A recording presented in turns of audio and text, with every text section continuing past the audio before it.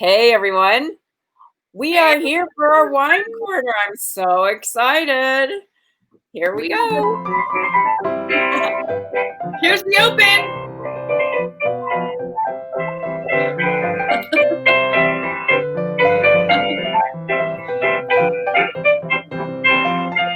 It's a polka. Yes, we could dance, but no one knows if we have any pants on.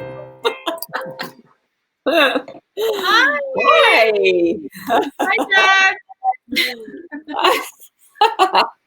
Well, I would like to introduce my dad to everybody in Coronakitchen. This is my dad, Louis Lucas. He's an owner and owner of Lucas and Lewellen Winery in the central coast of California, San Ynez. You're not coming in clear, Abby. Or Me? I'm not? Lisa. Uh-oh. Can you hear me? Can you hear? No. What? Oh, no. We were supposed to have worked this out, and it always happens when we go live. With the guests. Can you hear me? Lisa. Lisa, okay, well, we just can't hear Lisa. Okay. I think our viewers can. So you can see her lips moving, and she is introducing you.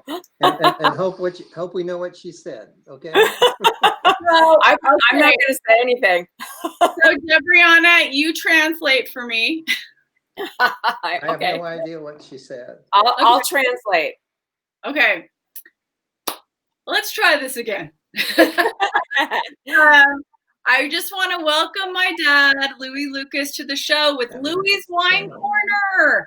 Yay! Lisa's welcoming you into the wine corner. This is going to be the first Friday of the month for hopefully a very long time. So anyway, without further ado. I have no idea what she said. That's yeah, you don't have to. It's okay. She's introducing you. Was it good or bad? So it's no surprise the universe would do this to me. But anyway, my dad he's a legend in the wine industry. He's in the Central Coast, co-owner and vintner of Lucas and Lewellen Wines. And anyway, he's been doing this for like 55 years, so he knows it all. He knows some wine. Louis knows his wine. We're so excited to have him here.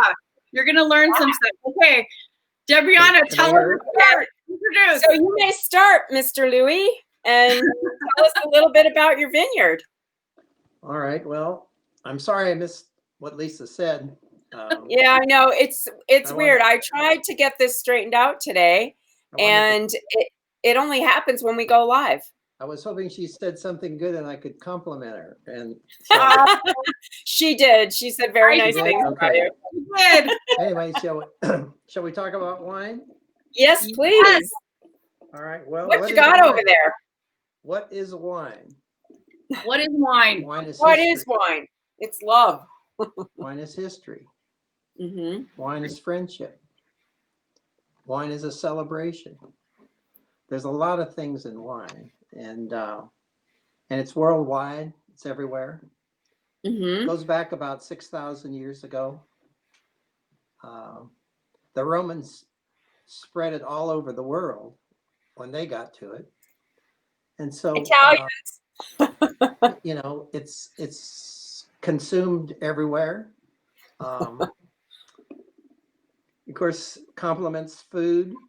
It's a drink of moderation. We can go on and on. What is wine? And I've been fortunate that I grow grapes and I make wine. And I've been doing it for a few years. Since you were a wee boy. Yeah. What happened about 50 years ago, I moved from the San Joaquin Valley of California to Santa Barbara County. Mm-hmm. And planted one of the first vineyards here. Oh, no kidding. And when I got here, there was 80 acres and one winery in the back of a building in Santa Barbara. Today, there's over 200 wineries and 28,000 acres of grapes. Wow. Okay. Wow. So times have changed. Yeah. And it's one of the great places in the world to grow grapes. And we have to say why. When you look for a place to grow grapes, I always tell people it takes climate, soil, and care. And all 50 states, or how many states we have now, or how many are left, grow grapes and make wine. But we just started getting them here. I've seen wineries starting here. Some of the conditions are just difficult. Yeah. University of Minnesota. How do you develop a vine that'll stand -20? You know. So, but I've been all over the world, and I always tell people that being in the wine business is it's a nonprofit, but the perks are good. and because you never know what's going to hit you, and of course, even now with what's going on, you know, when you have to close your tasting rooms, and the vineyard doesn't know the problems that are of the world, so the vineyard goes on and has to be cared for. And so it all starts in the vineyard, and that's what my prime thing, of course, has been growing grapes. And my father grew grapes. My grandfather grew grapes. Oh, I was going to ask you why you started to plant grapes. A lot of grapes in of the family. My grandparents were born in Croatia. They all came over here in the early, around 1900. And everybody worked their way, whether they were mining in Arizona or digging ditches in New York. They all wanted to work their way to California so they could either be fishermen in San Pedro or grow grapes in the San Joaquin Valley or elsewhere. And so I grew up in a vineyard, and it's something that I always wanted to do. And so after college, I got home and spent a little time in the Army I was in the Army Reserves.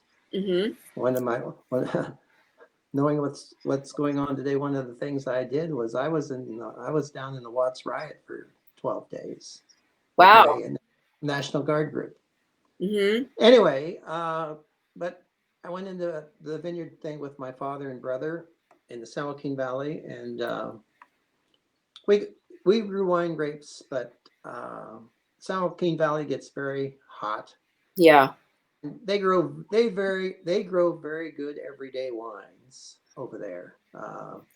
I'll put in a plug for $2 Chuck and some of the things they do, but we love $2 Chuck. Hey, good for cooking. You know, the difference between that's what I use it for, to cook. I'll give you an example. I grow I grow Pinot Grigio in the optimum climate, the optimum situation, and I get an optimum price.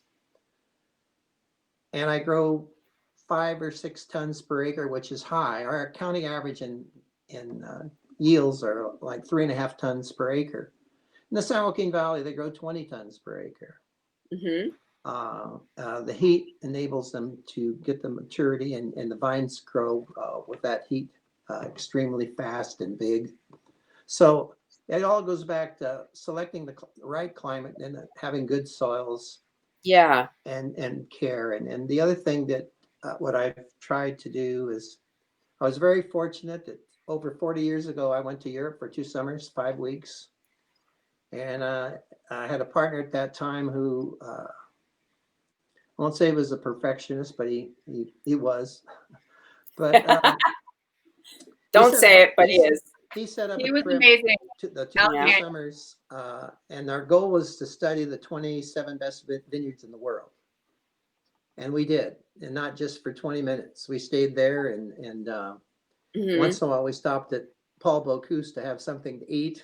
It was a real great trip. Yeah. And then at the end of the trip, we'd go to Croatia for a few days and then go home. So, but it gave me an idea of what things should be.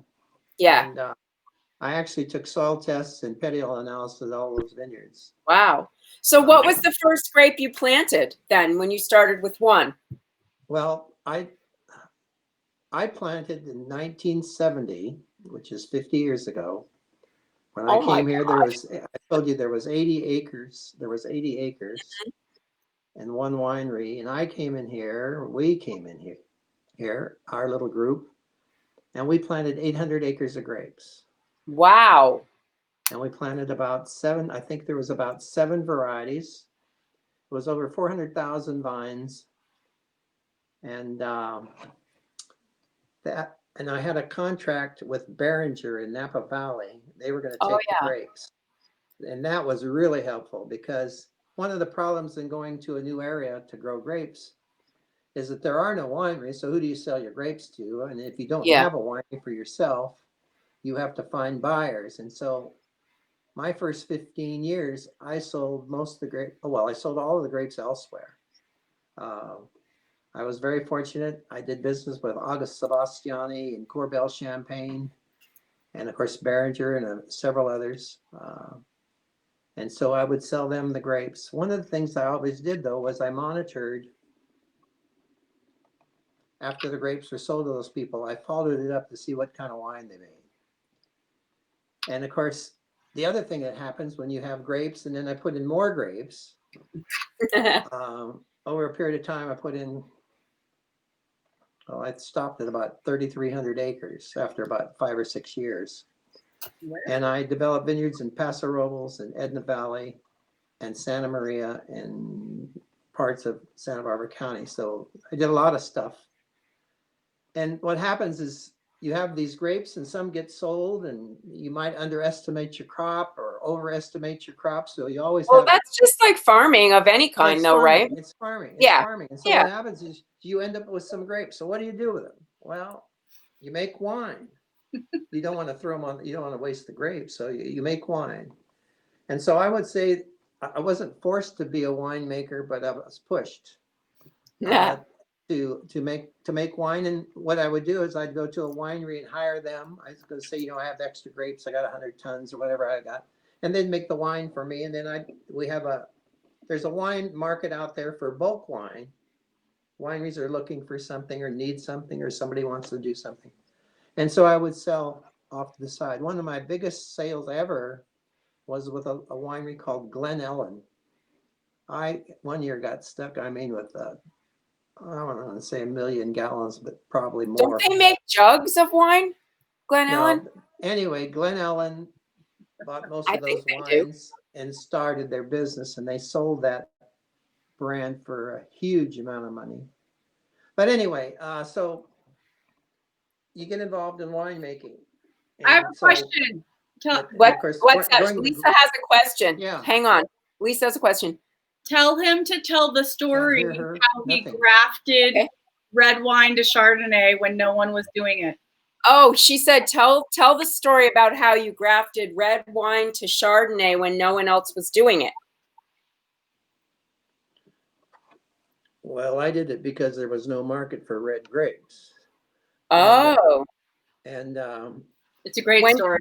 Over a period of 2 years, I grafted 1,000 acres to Chardonnay. And it was in the 70s. Those 70s. Interesting story about that is that Kendall Jackson ended up with my vineyard, and all the original Kendall Jackson Chardonnay came from my vineyard. Oh, wow. I was the original seller of Chardonnay to Kendall Jackson. You're the original. When they started. He's the OG people. And then things happen. You go through the white wine boom, you go to the red wine boom, you go to no market, you go to too many grapes, and not enough grapes. It's farming. You're back to farming. Yeah, it keeps you on your toes, right? And you have to deal with acts of making this wine on the side. Yeah. Yeah, and then there's the weather and pestilence. I created a label and got involved a little bit in marketing, and then I said, well, maybe I better go up to Davis and take the 1-week wonder course on winemaking, which I did, and which gave me a little better understanding of what goes on when you make wine. And then I stomp it with your feet? Did you stomp it with your? Do you stomp it with your feet? No, I'm afraid that would never pass inspection today. Oh, minor details. Like Lucille minor Ball. details. But anyway, so I got really interested in wine. And then, of course, when you see the potential of your vineyard, it all starts with the grapes. When you see the potential of your vineyard, Santa Barbara County has the potential to make as good a wines as there is. And you see that happening. The other thing is I found myself in a position where not too many people grow all the grapes themselves and help make the wine and make the wines too. And for me, I've been able to see what I do in the vineyard and see how it reflects in the winery. And as a result, so you're involved from beginning to end, from all the stages. Beginning to end. Not very many I have an people do outstanding young lady winemaker that's been with me for 12 years. That's terrific. Prior to that, I had Daniel Gears, which was one of the best winemakers in this area. He's now retired. But so, and then when we go back to that climate business, in Santa Barbara County, I found that we had land here, but we have this great air conditioner called the Pacific Ocean. Yeah. You get close to it, you're in cool territory. You get away from it, you're in warmer.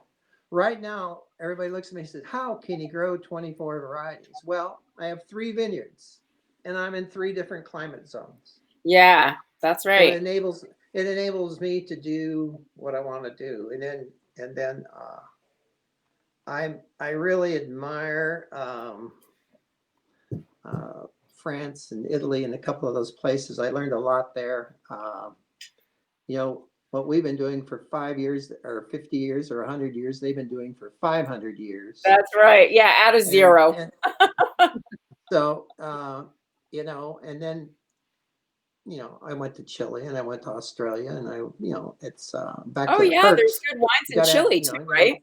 You gotta throw a perk in there and go to these other places to see what they're doing. And then and Oregon starts up, so you go to Oregon to see what they're doing.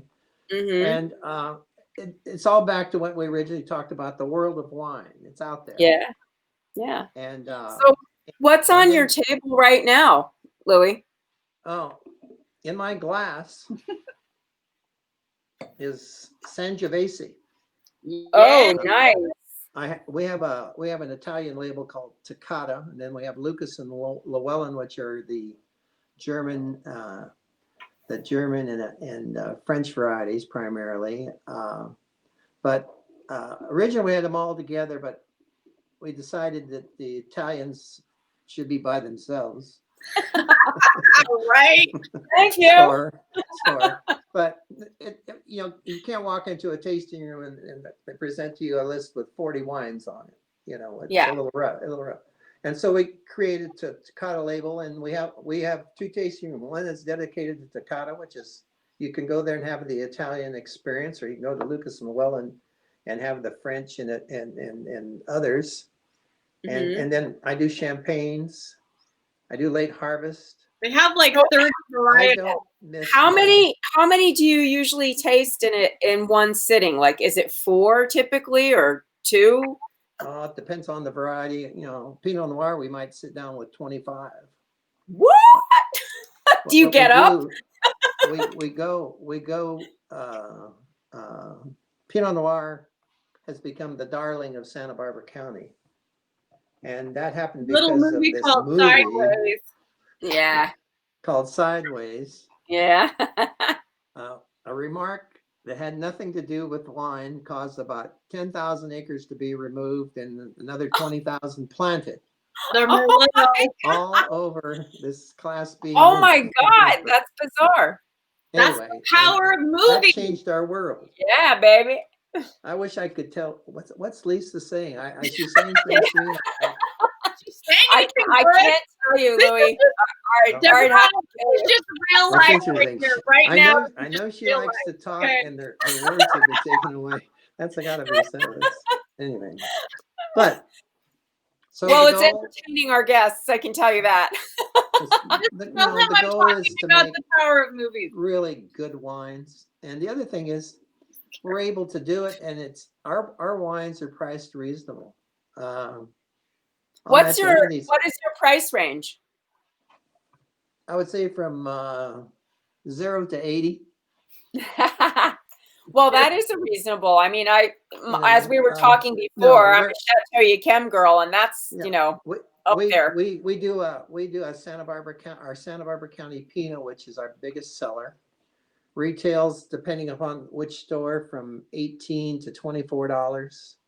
That's really a reasonable price Really point. It's a wine that the recent one got a 91 in Wine Enthusiast magazine. The quality is fantastic. Where the $40 wines show up.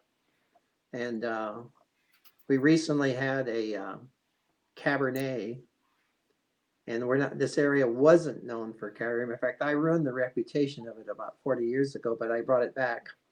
That's a whole nother story. But One of our guests is asking if you sell it in New Mexico. Used to. We used to sell in Mexico. We used to be in Santa Fe pretty good. And I was telling you, I think earlier, there was a Susan's and Santa Fe, and there were several people that. But right now we've changed the distributors, and we're revamping everything this year. And of course, this year is not. This year is up in the air. We've been revamped without being there. Tell them to tell everybody they can get it on the website. But here, look, you can get it on your website. I'm going to scroll all the ways to find you on the bottom right now, so people can see that. Somebody was saying they like the Paso Robles area. Where is that? Paso Robles is about 60 miles north of where we are here. Okay. I had a vineyard in Paso Robles, 17 years. Wow. There you go. Whoever said that. I planted that in 1972. 550 acres, and sold it to Robert Mondavi. Oh, little Robert Mondavi. Little Robert Mondavi. And I used to grow some grapes. I used to grow some grapes for them, and I actually grew grapes that they owned for them. They were marvelous people. But I can tell you about Paso Robles. Paso Robles is a good area. Okay, someone's now asking if you sell it on the East Coast. Yes, we ship anywhere that we can go. We'll go. Right now, one of the big issues in marketing wine is the 3-tiered distribution system, and it's tough. It's tough for the littler guys to get out there and get represented. The big boys run the show, but we won't get into that. Okay, Lisa's going to have a question. Hang on. Tell them to just let me talk about the wine club for a second. Okay. Okay, she's going to talk about the wine club right now. Hang on just a minute, Louie. Go ahead. She's going to talk about the wine club? Yeah, she's going to do that right now. So everybody who's asking about how to get the wine, go to llwine.com, and they have an amazing wine club. I'm in it. I get wine every month, and it's wonderful. And it comes in a great shipping container that you can reuse. It's recyclable, materials, and you can get amazing wine. So it's easy to get anywhere. Okay. Okay.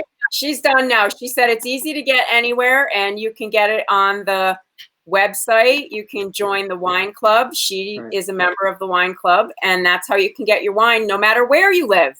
That's right, and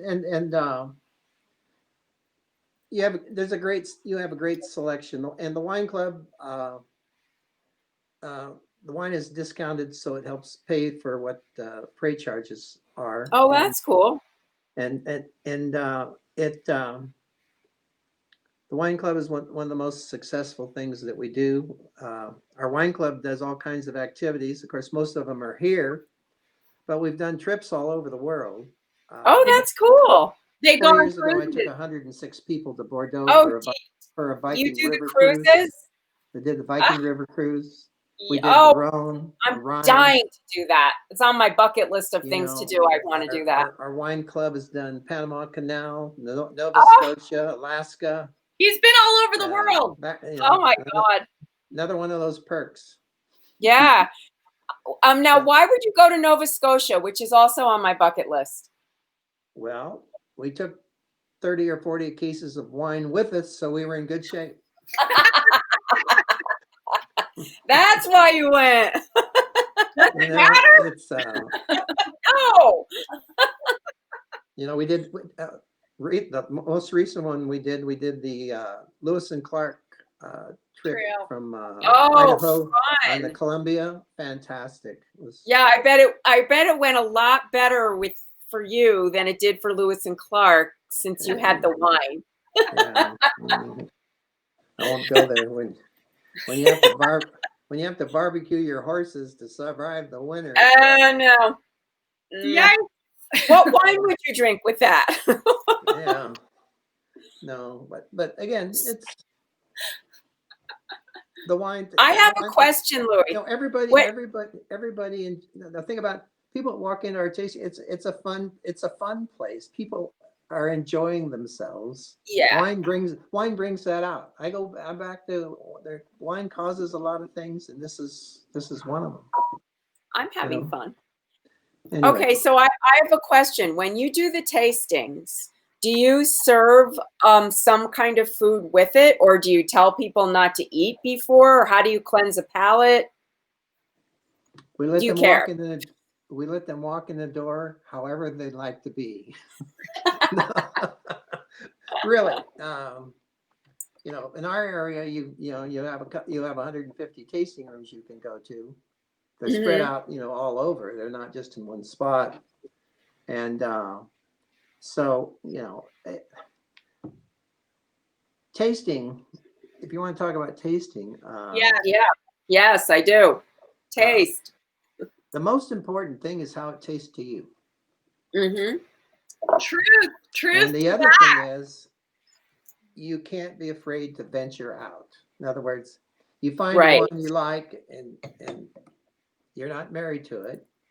You know, you need. You know, and I always like to pick on people that walk in the tasting room and they said, "Well, I don't drink sweet wines." Well, I always tell them that I do. And some of the greatest wines in the world are sweet wines, but that's a choice. Yeah. And that's like in Cabernets. You have Cabernets and you have the style of Cabernets.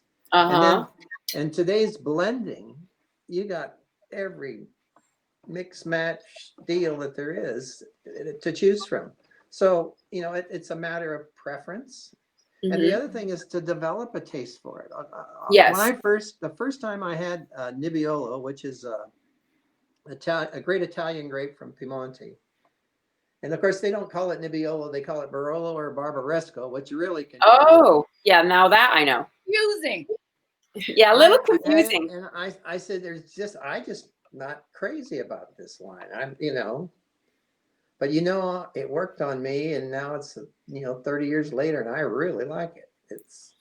Well, I have to say from my own experience, I used to say I don't like white. I'm not a white wine drinker, but I have a friend who only drinks white wine, and he only buys the best white wine. And when I drink white wine with him, oh yes, I am a white wine drinker. That's right. There you go. That's good. You know, a lot of it. And then we do white wines, of course. Yes, the quality. One of the white wines right now that's a big hit. We just released a Viognier. I love What's Viognier that? comes from the Rhone. Mm. And Is that the name of the grape? That's the grape. Yes. Okay. Great. And many years ago, Chenin Blanc was the darling of California white wines. And then I Chardonnay remember came that. in and erased it. And then some other people made some really cheap ones and they erased it. And we have a few acres of it. And we have one now that's outstanding. It's so good, Debriana. If you go to Vouvray, Really? Oh, I'd like to try that at some point, because so good. I'm not typically a Chenin Blanc girl. I never liked it. Well, see, you go to Vouvray, Vouvray in the Loire Valley makes the greatest Chenin Blanc. You know, so the other and of course degrees of residual sugar. Yeah. Some people today are putting residual sugar in their. Well, isn't that what you look at when you swirl the glass? Isn't that what kind of hangs around on the glass is the sugar content? You know, they say the wine has legs. Has legs. I say Legs. it's not water. It proves it's not water when it's got legs. But no, Good one. you swirl a little bit in the glass to a little aeration, and it gives you the experience with your nose, your taste buds. Okay. That's what wine is about. Yeah. You can't, Yeah. you can't. You can And so it needs to smell where open up. it's The other thing I from. always tell people, Oh. it's been cooped up in the bottle for 3 years, 5 years. You take one that's over 5 years, you need to put it in a decanter and let it. They say let it breathe, but it needs to aerate and open Yeah, up. it needs It aeration. opens up, Mhm. and Yeah. you'd be surprised how it changed. I just the other day we bottled a Chardonnay, and we tasted it after the bottling, and I was curious to whether that was the right wine or not. What happened? It went into bottle shock. Bottle And that'll shock. go away. What's bottle shock? That doesn't sound good. What's a crazy movie? Yeah, you have to see that movie. It's with the guy from Harry Potter who died. I forget. If I could read your lips, Lisa, a I'd great say movie. Oh yeah, she's saying it's the guy from Harry Potter who died. Yeah, Isn't that movie? it's a great movie. In bottle Anybody shock? out there know who she means? You can post it. We'll look. What's his name? Oh my god, I forgot No. his name. Anyways, but excellent Anyway. film, Bottle Shock. Bottle But, shock. Okay. Yeah, bottle shock was about the American Chateau Montelena wine that went to France with French judges and beat the French. Oh, And, cool. Believe it or not, in that year I was selling Chardonnay to that winery at that time, but not my grapes weren't in that one because I started selling them in 76, and that wine was made in 73. One thing in the movie that was Mike Gergich, the winemaker, good Croatian guy, wouldn't let them use his name, which was, why would you ever do that? I mean, this guy, Wow.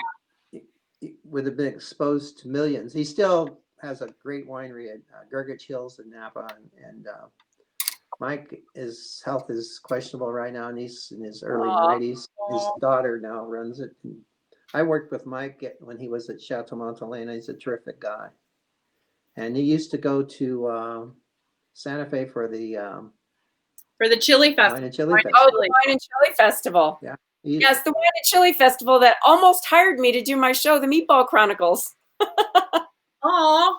But then COVID. Anyway. So Yeah. wait, I want to add a question for him. Lisa's going to ask a question. I will translate. Golly. Go ahead. Can't So believe this isn't Dad, working. what are you when you go to Make it fast. When you Lisa. go to wine? What is the exact process that you do with your glass and how to hold it? Okay. She wants to know about the exact process you do with your glass when you go to taste a wine.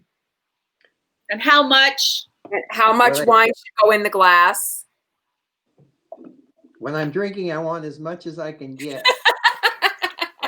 Fill it up. And when I'm pouring for somebody else, I want some moderation. No, I don't think you need to. You don't want to. I don't like seeing a full glass. So like this amount, is opinion. that like what you have in your glass right now? I think important thing is temperature of your glass. Temperature of your glass. I won't drink sparkling or champagne that's hot. Yeah. Oh, Reminds me of soap suds. no. Fill it, someone say. So what you do with, and I'll use that as an example. You want to cool the champagne, make it really cold. So when you pour it in the glass, it'll reach the right temperature when takes away the heat of the glass. If you pour it in at the perfect temperature in 30 seconds, Yeah. you've missed it. You've missed Gotcha. it. You missed your window. So, Yeah. and then with white wines, you don't want to pour them too cold. Like this, you don't want to pour them too cold. Okay. But you don't want them on the warm side. You want them chilled but not cold. Ice cold. Yeah. Not Okay. ice cold. because they Yeah. lose their character, and I think it changes the taste. I have a question. Are you supposed to store the wine sideways or straight up and down, or does it really matter? If the so-called experts say it doesn't matter, I prefer to lay it on its side. Of course, when we put these things in cases, in our particular case, we do them upside down. A moist cork, I think, is important, especially. Do you still use real cork? Well, the other thing is, very few wines can last a long time. Okay. That's why when you put a wine away, you need to know what you're putting away. Okay. Because some are made to put away, and others Depends. just aren't gonna. It's not gonna work, and that has to do with the how the wines were made, the chemistry of the wines, pH, acid, all the different things that go into it. Good example is Bordeaux, France, the Cabernets. Most of them are released when they're 12 to 15 years old. You know, I know that my bank would never go for that. They wouldn't wait 12 years to be paid.